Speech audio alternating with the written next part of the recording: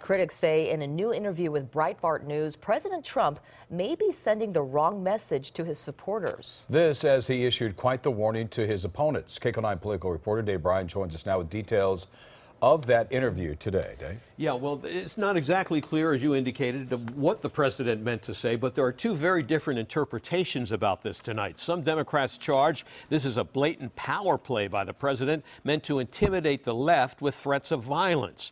Republicans say that's nonsense, that President Trump was merely saying violent attacks on conservatives by leftists will not be tolerated. These are just dishonest, terrible people. At his rallies during the presidential campaign, and in some cases since he's been president, Donald Trump reveled in attacking his favorite targets and firing up some of his supporters, too.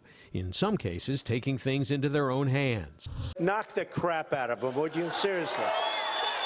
Okay? Just knock the hell.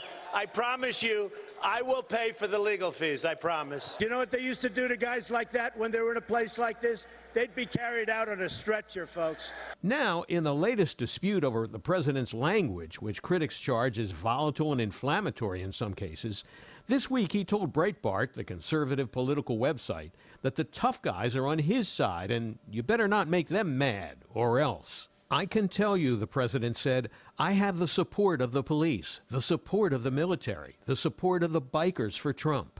I have the tough people, but they don't play it tough until they go to a certain point, and then it would be very bad, very bad. Trump critics like former Clinton White House aide Keith Boykin charge the president's language could incite violent attacks. I think he's clearly threatening violence or hinting at the possibility of violence. It's a part of a pattern that we've seen from Donald Trump going back to the presidential campaign. But Republicans like Kellyanne Conway told CNN the Democrats are exaggerating and trying to make something out of nothing to attack President Trump. When he says tough, we do believe in the Trump administration. The military are tough. Our veterans are tough. The first responders are tough. In fact, because of this president's leadership, moral and otherwise, our first responders, our military, our veterans are better resourced and more deeply respected. Well, if nothing else, it's very clear that President Trump was appealing to his supporters. An unscientific 2016 poll by Police Magazine found that 84% of working police officers voted for Trump. A December poll showed Trump is supported by 56% of military veterans, active duty and retired. And bikers for Trump, well, they claim they have nearly 100,000 members nationwide.